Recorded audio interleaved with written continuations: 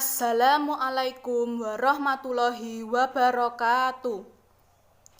Kami dari kelompok 12 yang beranggotakan saya Sofia Dwi Rahmawati dan Siti Nurtakul Janah. Kami akan mempresentasikan hasil wawancara mengenai pemanfaatan teknologi, informasi dan komunikasi dalam pembelajaran daring. Berdasarkan hasil wawancara yang saya peroleh, saya mewawancarai salah satu siswa yang bernama Ani Dwi Rahmawati yang merupakan siswa kelas 11 SMAN 1 Babatan. Dia mengatakan bahwa sebelum adanya COVID-19, pembelajaran dilaksanakan secara tatap muka. Sekolahnya sudah memanfaatkan teknologi informasi dan komunikasi dengan baik. Hal ini diketahui bahwa sekolah sudah memiliki sarana dan prasarana berbasis teknologi informasi dan komunikasi yang cukup lengkap dalam menunjang proses pembelajaran seperti komputer, LCD, dan lain-lain. Namun, dengan adanya COVID-19 yang memberikan dampak perubahan berbagai aspek kehidupan manusia, salah satunya perubahan dalam proses pembelajaran. Kegiatan belajar mengajar yang semula dilaksanakan di sekolah kini menjadi belajar di rumah atau pembelajaran daring. Pembelajaran daring tentu saja tidak terlepas dari penggunaan teknologi informasi dan komunikasi. Menurut Ani, adanya teknologi informasi dan komunikasi akan memudahkan dalam proses pembelajaran. Misalnya, siswa dapat mencari informasi yang lebih luas selain menggunakan sumber dari buku dan media cetak.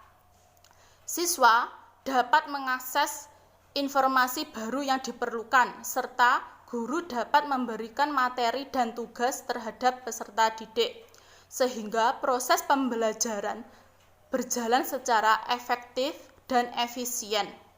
Salah satunya pada pembelajaran pendidikan agama Islam, di mana guru memanfaatkan handphone atau laptop melalui media pembelajaran berupa e-learning. Dalam proses pembelajaran ini, guru memberikan absensi terhadap siswa dalam batas waktu 10 menit. Setelah itu, guru mengirimkan materi dan tugas. Guru menjelaskan materi dengan detail, siswa diberi kesempatan untuk bertanya apabila materi tersebut belum dipahami. Namun, dalam pembelajaran daring, menurut Ani terdapat kesulitan, misalnya jaringan internet yang lemah, keterbatasan kuota, sulit memahami materi yang diberikan guru, serta adanya tugas yang banyak setiap harinya, sehingga sulit untuk membagi waktu dalam mengerjakannya. Selanjutnya yaitu hasil wawancara saya dengan salah satu siswa di MTS Darul Muna Ponorogo, yaitu penerapan pemanfaatan TIK dalam pembelajaran itu sudah ada, tapi hanya 1-2 orang guru saja yang menerapkan pemanfaatan TIK ini, karena guru yang lain itu lebih suka menggunakan metode ceramah karena identik dengan pondok pesantren. Selain itu, sarana dan prasarana yang ada di sekolah ini masih sedikit atau masih minim, seperti laptop atau komputer itu hanya ada 1 atau 2 saja. Di sini saya mewawancarai 2 narasumber. Yang pertama yaitu Septi Ayu yang berdomisili di pondok, terus yang kedua yaitu Amel yang hanya sekolah formal saja, karena di MTS Darul Muna ini kebanyakan siswa-siswinya itu berdomisili di pondok.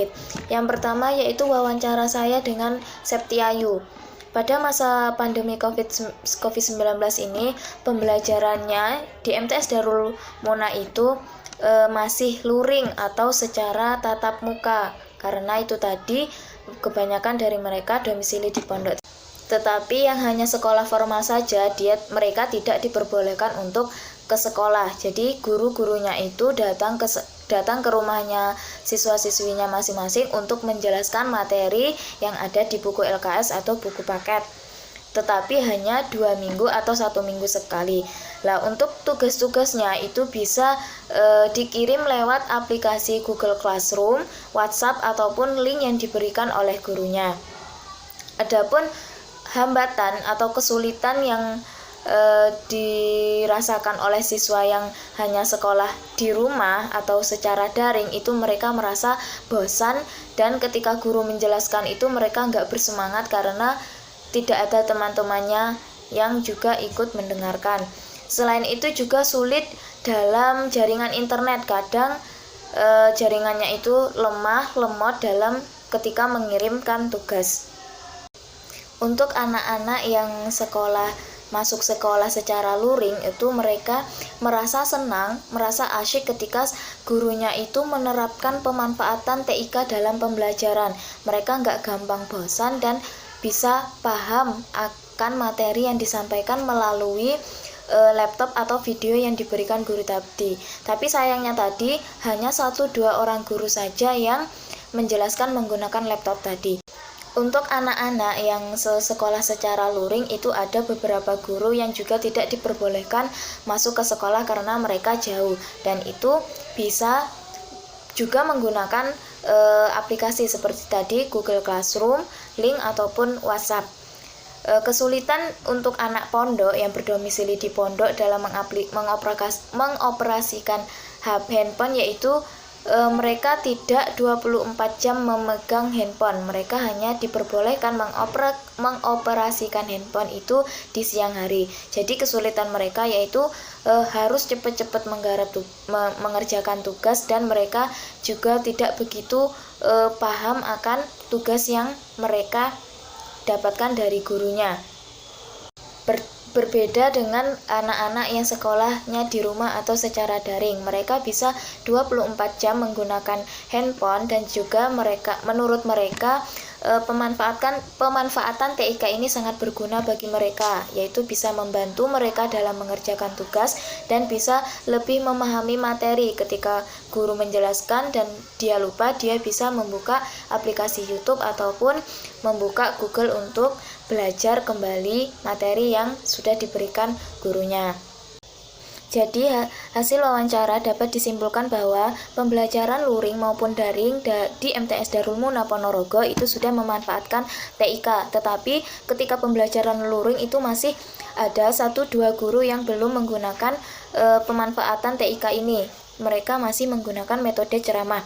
Adapun proses pembelajaran untuk siswa yang daring itu mereka menggunakan aplikasi Google Classroom, WhatsApp, ataupun link untuk mengirimkan tugas. Mungkin itu tadi hasil wawancara kami. Apabila ada kurang lebihnya kami mohon maaf yang sebesar-besarnya. Assalamualaikum warahmatullahi wabarakatuh.